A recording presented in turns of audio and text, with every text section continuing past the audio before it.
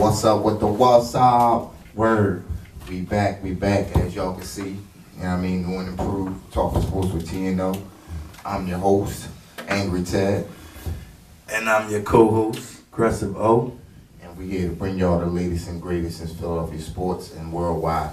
First off, without further ado, we've been away a lot. We've been away a long time, you know what I'm saying? As y'all can see, we got the Talking Sports with TNO hoodies, shirts to come soon. We need y'all to continue to support us, continue to patronize, you know what I'm saying? All the love and support is very well appreciated. With that being said, man, now that we back, without further ado, that draft lottery coming up tonight. As you can see, I got the See, Sixers you got lucky that hat on. bullshit on. Hey, they're lucky Mitchell and Ness, you know what I'm saying? Eastern, you know what I mean, Eastern Conference. But serious business, if we get that first pick, hopefully, and I'm hoping that number 4 pick, which could be the Lakers pick that could transfer over to us, I think we could do some damage in this lottery. And without you know, all the banner, getting right into it. I think with that number 1 pick, I would not take Ben Simmons. I don't think he has the heart for the game. I think that, you know, these past couple days and even during the past weeks leading up to the draft lottery and to the combine that, you know, he's been showing that he's not the athlete that has the heart or the passion for the game to compete on the next level. And I think if the Sixers take him with the number 1 pick, it'll be a monumental disaster. What's your opinion on that, Aggressive O? I'm not sure, man. I think, you know, another big body, kind of like Kevin Durant style of play. The Sixers can benefit from that. If they do get, if the picks go as I think they would, they got the potential to have 4 picks in the first round. You know, and with those 4 picks, with the top 5, 2 in the top 5 is excellent. You know, and the other 2 you can use as trade bait to build more depth with your team. Ben Simmons is a guy that got a lot to prove. I mean, if you get taken at number 1, all the bullshit is put aside, man. You got to play ball, and you got to show and prove. Like people got him projected as a top pick, you know. So you got to give that guy a chance. Like you gave Embiid a chance. He ain't been out 2 years. This motherfucker has proven over time and time again, and we've talked about it throughout the winter basketball, throughout the season, and now, you know, getting into the summer, you know, where we're going to the draft lottery. We talked about it. Ben Simmons is simply not the athlete. He has the athletic ability and all the on-court skills that you would want. But when I hear a 6'10" player being projected as a point forward, I'm not buying that. I'm not buying that. If you're 6'10" and you're being projected as a point forward, and then you're already displaying off the court skills of not having that competitive drive, which is going to lead us into our next point, which with the Eagles. I just can't take a flyer on a guy like that. I can't take a chance. I would take a chance on him, man. You know, that small ball shit is out the window. As you see, OKC took care of business last night. And I told people, you know what I'm saying, and then, you know, I didn't predict this series. I thought it would be the Spurs, but OKC took out the Spurs, and, you know, that's a tough team to beat. And as you can see last night, I mean, you gotta play basketball now. Chefing with the Curry and all that, Rachel Ray and all that bullshit I heard. You gotta play basketball. It's all good and well and good, but one man can never defeat a team. And the big crybaby Draymond Green bitch ass, who everybody seems to like, he's a hustle man and all. Golden State. I'm not Golden State is a team that take nothing away from them. They're very talented. You know, they're very talented. And when you play against the Golden State Warriors, you got to put them away. You can't just have them down. You got to put them away. You know, and I give it to my man Russ, man. Russ Westbrook came to play, man. You know, with your big guy, hear me out. With KD, you know, struggling down the stretch, Russ came to play, man. You can't forget. You cannot forget, and he's not getting enough credit, which is probably good. He's not getting no attention. Dion Waiters Dion Waiters Philly boy. has been a major difference with his toughness throughout the playoffs. Yes, sir. With his ability to make key shots at key times, making good passes. And he good on any hustle, man. He grimy. He do the plays that don't get counted in the stat book. He plays basic North Philadelphia street basketball. And that's a good point, that because toughness comes out of you. When you're back against the wall, man, you do the things that's not accredited in the stat book, Exactly. like the diving on the floor for the loose balls and stuff like that. So when you got guys that's sacrificing their body for the team, that makes the team that much good, And tonight, you got another series, which I believe is going to be a 4-0 sweep. Cleveland Cavaliers with the Toronto Raptors. Me as well. And you know what? That leads me right into it. I see something in LeBron that I haven't saw in years, and I told you, eye of the tiger. That eye of the tiger. He won it, man. I don't want to take pictures on the court bullshit. I don't want to do the dab and all that bullshit. I want to win a championship, and I don't want to win it. Rick Fox. I want to win it for the Cleveland Cavaliers. Who's won a various amount of championships with the LA Lakers, said a great statement, and I take the words right from his mouth. They don't give you championships. You take championships, and LeBron got that look like, I'm fucking taking me a championship. And like I told you, no more. I'm the big dog in this league. No, hear me out, Angry Ted. Shut the pothole right now, because you the same person that told me that LeBron wasn't shit. You the same person that told me Cleveland would never win with LeBron. You the same person that told me the Wally Vets was gonna take over. And I stand as a man of my word. I could take my whoopings. I was wrong. I was dead wrong on what I said, and like I said, I take some, but I also give some. And I also tell you this, and I told people time and time again, Golden State will not win another fucking championship. And it's not because they're not talented, but the small ball shit will not work for so long. And that goes to the point I'm making.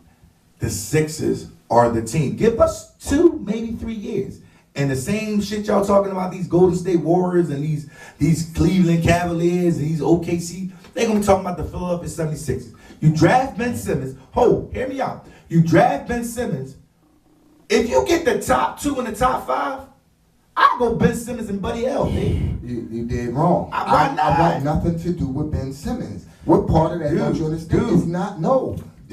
I don't want Ben Simmons. I'm on record. I'm on camera. I don't want Ben Simmons. And if you get the number 1 pick or the number 2 pick, you take the kid from Duke, the small forward who can shoot, who has the tenacity, who has played in big tournament games and proved it and showed it. Ben Simmons did not even want to play with his team in the NITs. He turned it down. What type of fucking teammate is that?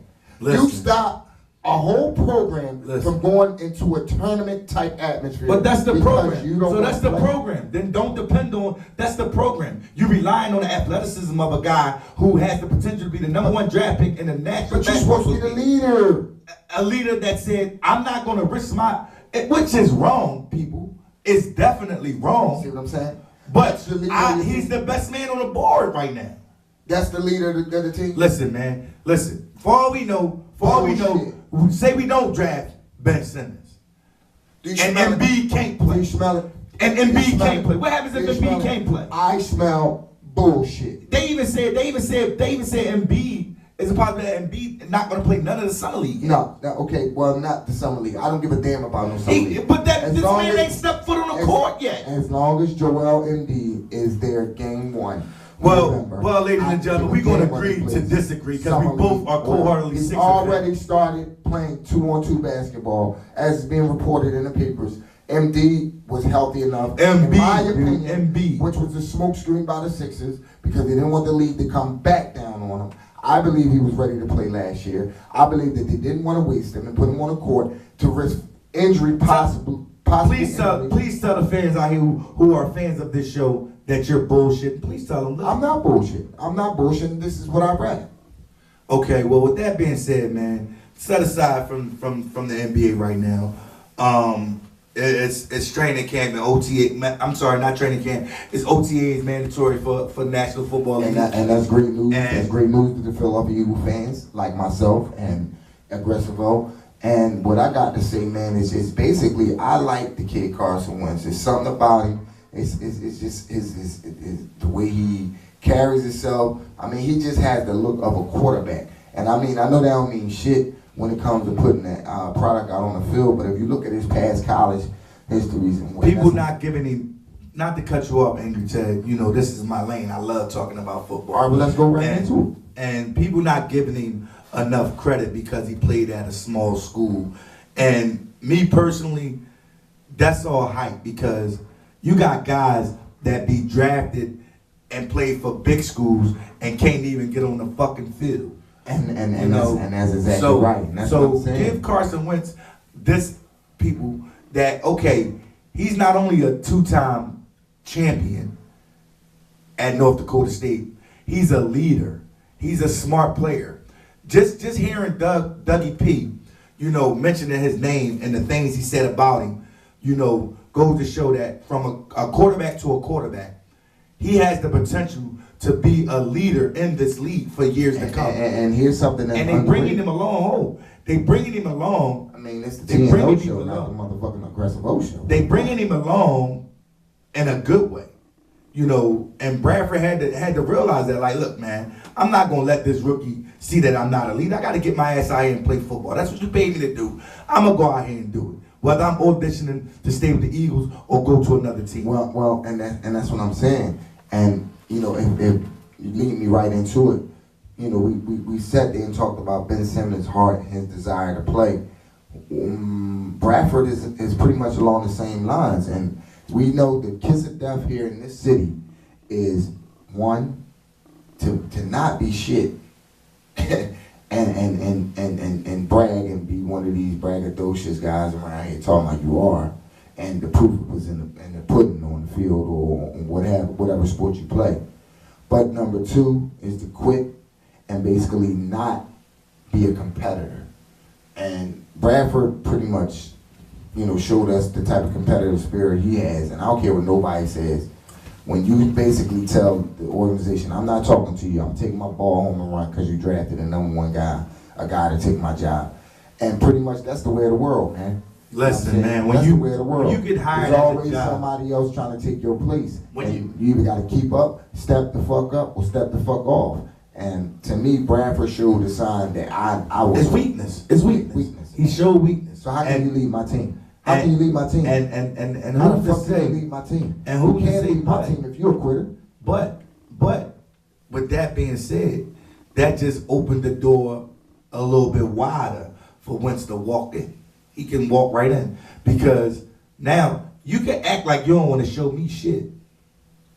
But while you acting like you don't want to show me nothing, I'm watching. Well, I'm gonna tell you something right now. Howie Roseman should get GM of the year. No. In the offseason. If it was an offseason award, he should win GM of the year for the offseason. You just said Howie Roseman was an asshole last year. No, I did not. You did. You said Howie Roseman need to get the fuck off this team because he don't know what he's doing when it comes to talent. Oh, bro. That was the words of Angry Ted. No, that was not my words. My words was clearly, it was a Chip Kelly show, and that Chip Kelly, by him taking the full reins, would now you saying that. But beforehand, when Smith got drafted, you said Howie Roseman don't know talent. Well, let's go like this. When Smith got drafted, we don't know who the hell drafted me. It could have been Howie Roseman or could have been Chip Kelly. Well, put it like this. We don't know who was in charge. I ain't gonna jump the gun. We now know who's in charge. Howie Roseman, and like I said, should win if there was an all-season award of GM of the year, he would get of the year. Basically, just getting honorable mention, man. Give him honorable. Why? Because we need to see these moves We need to see these moves pan out. You made moves. We need to see them pan out. Here's the one big move that people aren't talking about that really is like a feather in the Eagles' cap. You're in a win-win situation. We drafted a number one franchise quarterback in Wentz. You got Sammy Bradford, Sleeves, or whatever the fuck you want to call him. You got him coming back, possibly motivated to play ball and to keep the kid on the bench, which can only mean one or two things. First, the Eagles can do better because of the competition. Two, Bradford, again, the Eagles can do better because of the competition, because Bradford will come in and play his Dig ass this, off man. for his next Goose talking contract. shit already. You got the Redskins talking smack. You got this is their division. Why? Because they had a good. Watch how this bum ass quarterback of theirs play this year. He will get exposed. I agree. The best team in the division, and it hurts my heart to say this, It's the Dallas Cowboys. and that's who it is. And I ain't a Cowboy fan. And I detest the Cowboys. And with all I hate to passion say it, in my but heart. I'm praying that, you know, the line, which they are, they built the Great Wall of Dallas again. Back when they had the Great Wall of Dallas when they drafted Emmitt Smith. They got Ezekiel Elliott, bro.